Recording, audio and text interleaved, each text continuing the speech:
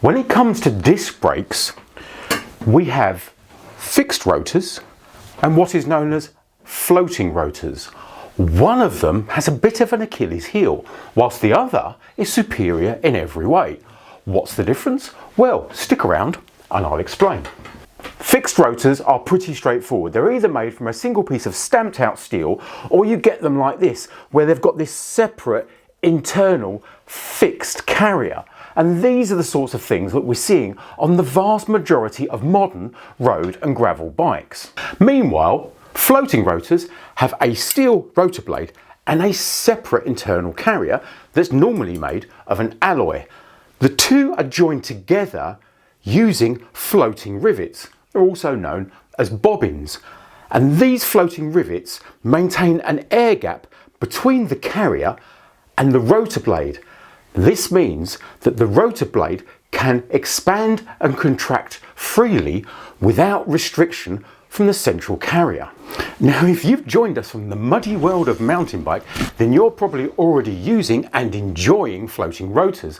But as the main three manufacturers of road and gravel group sets don't make a floating rotor, most people that use their group sets have no idea they exist.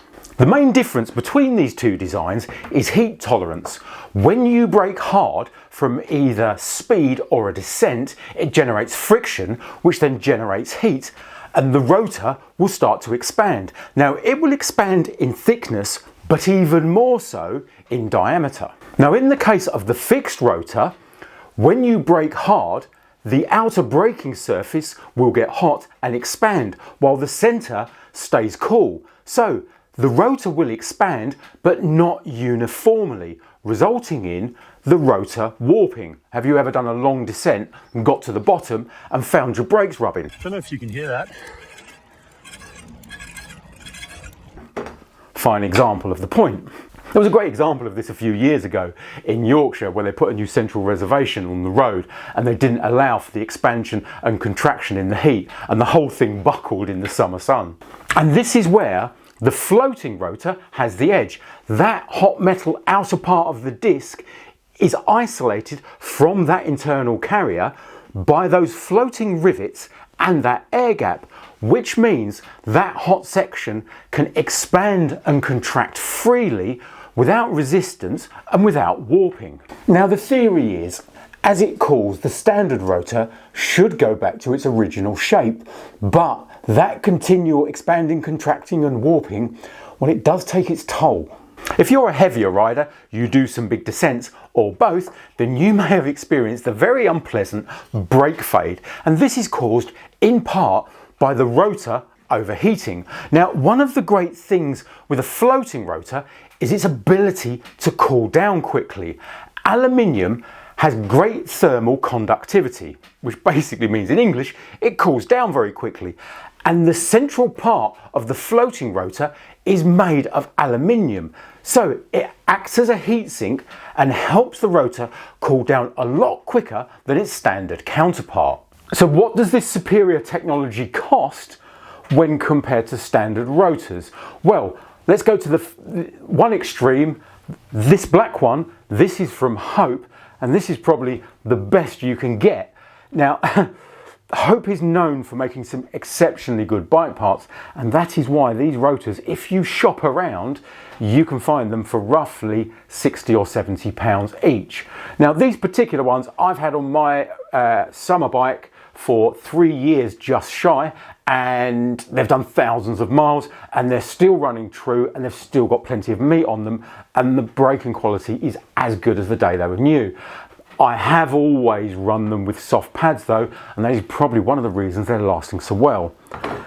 Go to the other extreme, the blue one. This isn't Hope. This was bought with Hope. Hope that I don't kill myself.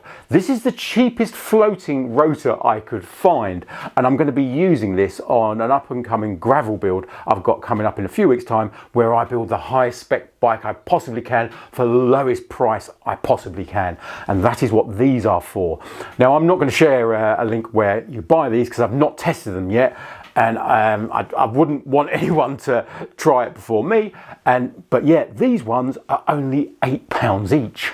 Now you do tend to find floating rotors are more commonly 6-bolt like that rather than the floating that we are used to. However, saying that, Hope, obviously, they offer you both centre lock or 6-bolt varieties, unsurprisingly. So as I say, yeah, our road and gravel wheels tend to be centre lock like this, but all is not lost because you can buy an adapter which is cheap, light and readily available and just slots on like that and will convert your centre lock to 6-bolt, so you can just get a 6-bolt rotor and drop it on your centre lock hub like that, which greatly increases the choice of rotor that you can go for. One thing I almost forgot to tell you, users of the very early Shimano road calipers need to do a little bit of due diligence because those older versions don't offer the same amount of disc clearance that the newer versions do, and you can find, as I say, only with those very early ones, that rivet there can just catch the bottom of the caliper body. Now some people may say that on road or gravel you don't need brakes this good. Personally, I would say you can never have brakes that are too good. So as I mentioned previously, if you are a heavier rider or you are the sort of rider doing those massive long alpine descents, lucky you, then you probably give your brake rotors a pretty hard time.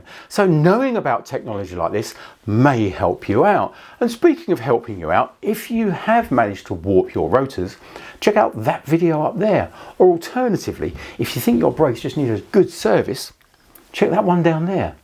Thanks for watching.